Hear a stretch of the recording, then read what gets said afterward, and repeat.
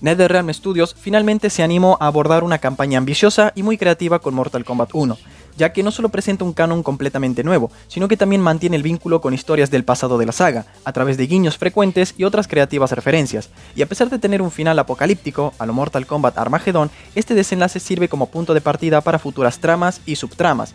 Los desarrolladores dejaron bastante claro que, a partir de este juego y en adelante, todo es posible en el lore.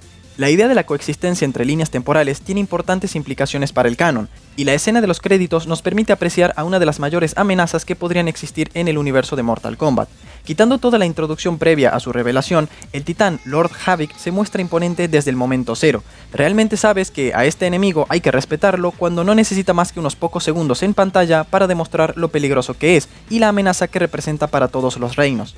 Es difícil decir exactamente cómo este Lord Havoc podría influir en una potencial expansión o secuela, pero podemos hacernos una idea, basándonos en la caracterización habitual de Havoc. Desde que se presentó por primera vez, su objetivo principal ha sido sembrar el caos. Si este Lord Havoc es tanto o incluso más poderoso que otros titanes, podría causar daños irreparables en las líneas temporales, la nueva era de Liu Kang y a todas en el multiverso. Lord Havoc podría hacer parecer al propio Shang Tsung un chiste, porque a diferencia de él, Shao Kahn o Shinnok, a Havoc no le emociona tener control total y gozar de prestigio. Él solamente busca la satisfacción en ver los reinos arder, y no estará satisfecho hasta que todo sea un completo caos. Por lo que no se puede negociar con este personaje bajo ningún concepto. Incluso Shang Tsung, luego de ser traicionado, tuvo que aliarse finalmente con Liu Kang para tener una oportunidad de supervivencia, pero nuestros héroes no lo tendrán tan fácil cuando deban lidiar con Lord Havoc. Y aquí viene el porqué. En filtraciones previas sobre la expansión de Mortal Kombat 1 se estableció que el titán Havoc está tratando de crear caos en todos los reinos. Este Havoc es originario del Reino del Caos, y para desarrollar a este villano, NetherRealm tomó inspiración de la versión del Havoc de los cómics de Mortal Kombat X. Bi-Han y sus Lin Kuei cibernéticos sacarían al general Shao, Reiko y Shang Tsung de la prisión del mundo exterior, para juntos atacar la Academia Wuxi durante la ceremonia matrimonial entre Kuai Liang y Harumi, ya que sería el momento idóneo para deshacerse de los principales aliados del Reino de la Tierra, ya que todos estarían presentes durante el evento. El plan de Bi-Han finalmente fracasaría, y este sería tomado prisionero. Entre tanto, Mileena piensa que deberían ejecutar a Bi-Han directamente, pero Liu Kang no está de acuerdo. En lo que el grupo debate sobre qué hacer con él y cuál sería su siguiente paso para neutralizar al clan de este Sub-Zero, un portal dimensional se abre en la Academia Wuxi, y Lord Havoc junto a su ejército aparecen para secuestrar a Geras y llevarlo al Reino del Caos. El plan de Havoc es infundirle a Geras el Kamidogu, para aprovechar y abusar de sus poderes y eventualmente tener el control absoluto, que le permita generar caos en cada reino de cada línea temporal. Havoc también secuestra a Bi-Han para convertirlo en Noob Saibot, dado que se enteró que ellos dos fueron aliados en otra línea temporal, siendo Noob Saibot una pieza clave para su triunfo. La situación se torna tan desesperada que hasta el propio Liu Kang se ve acorralado, por lo que necesitará la máxima ayuda posible, y para poder hacer frente a semejante amenaza es necesaria una alianza definitiva entre antiguos rivales, los Lin Kuei y Shirai Ryu. Eventualmente, nuestros protas consiguen detener las maquinaciones de Havoc, pero lamentablemente fue demasiado tarde para Bi-Han, quien se había transformado en Noob Saibot debido a la corrupción a la que fue sometido.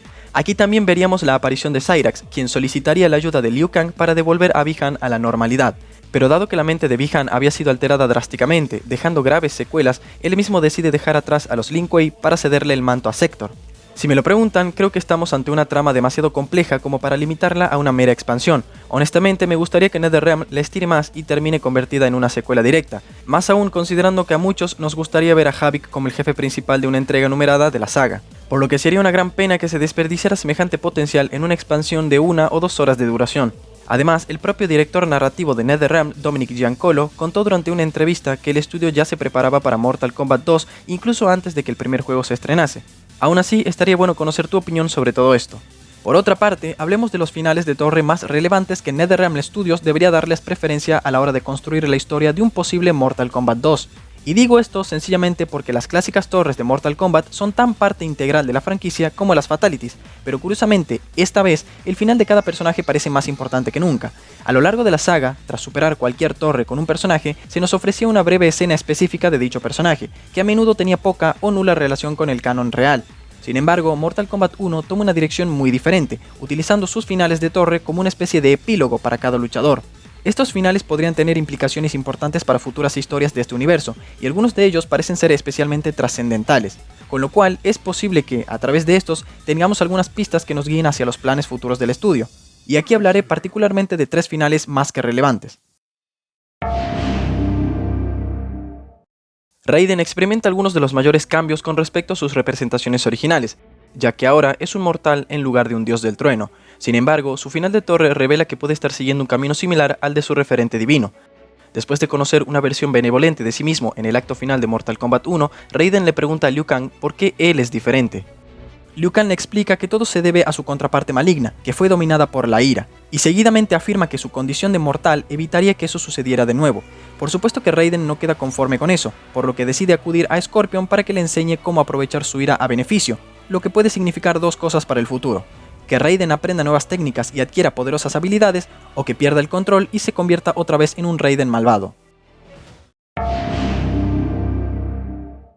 En Mortal Kombat 1, Scorpion todavía goza de sus poderes de fuego, pero el personaje es fundamentalmente diferente en muchos otros aspectos. Su final de torre sirve para agregar más familiaridad, ya que después de dejar a los Lin Kuei debido a la traición de Sub-Zero, Scorpion pasa a formar el clan Shirai Ryu, prometiendo derrotar a Sub-Zero y restaurar el honor de los Lin Kuei, originando un enfrentamiento que podría terminar trágicamente para Scorpion, o resultar en la muerte de Sub-Zero y su posterior resurgimiento como Noob Saibot. Y por último tenemos el final de la torre de Reiko, el cual es el más significativo para tramas futuras, mucho más que para el propio personaje. Después de escapar del encarcelamiento, Reiko y el general Shao intentan reunir fuerzas para derrocar a la emperatriz Mileena, pero al toparse con varias dificultades optan por una medida más extrema: intentar dominar a Onaga, el rey dragón. Onaga ha sido una fuerza de la naturaleza en entregas previas, y se ha demostrado que es incluso más fuerte que Raiden, Shang Tsung y Quan Chi juntos. Si realmente decidiera atacar el reino de Mileena, probablemente dejaría todo hecho cenizas. De hecho, Onaga podría ser el último recurso contra un Lord Havoc dispuesto a alterar el destino de todo lo existente, y dado que el Rey Dragón jamás se arrodillaría ante nadie, las cosas podrían ponerse muy feas. Por supuesto que, al menos actualmente, no está claro si los finales de torre afectarán realmente el desarrollo de la historia de la saga de aquí en más, pero de todos modos proporcionan una base sólida donde apoyarse para continuar. Con la tremenda cantidad de presagios que contienen, algunos más evidentes que otros, sería bastante satisfactorio verlos ampliados de alguna manera. Así que con todo esto podemos acordar que a NetherRealm le encanta dejar migajas que conducen de una secuela a otra y otra. De hecho, con Mortal Kombat 11 se zarparon, porque hicieron que todos los finales de torre fuesen canónicos, consiguiendo que cada personaje que derrotó a Kronika se convirtiese en una deidad y forjara su propia realidad. Por supuesto que Mortal Kombat 1 no podía ser la excepción a la regla, y su final dejó abierta la enorme puerta de la saga a más de 20 líneas de tiempo diferentes, lo que podemos traducir en una gran cantidad de posibilidades en cuanto a narrativa se refiere. Y es más, se supone que la realidad del titán Shang Tsung debía colapsar luego de su muerte, pero vemos que Lord Havoc aparece en las escaleras de la pirámide donde ocurrió la masacre multiversal. Esto nos está indicando que, a pesar de que el guardián del reloj de arena muera, toda su realidad podría sobrevivir para que otro la ocupe y expanda su territorio entre las infinitas líneas temporales. Por lo tanto, el próximo juego de Mortal Kombat podría explorar una cantidad aparentemente infinita de reinos, cada uno con giros de trama únicos, alineados con su realidad específica. Ya que, si bien la nueva era de Liu Kang aparenta ser el eje principal de ahora en adelante, la reintroducción de toda la lista de personajes de Mortal Kombat como dioses y guardianes del tiempo podría acaparar toda la atención. En resumen, Mortal Kombat 1 ya tiene algunos finales de torre importantes que adelantan por dónde irá la franquicia, y la escena con Lord Havoc multiplica todo eso por 3. Solo el tiempo, y nunca mejor dicho, revelará si estamos ante el mejor villano en la historia de Mortal Kombat.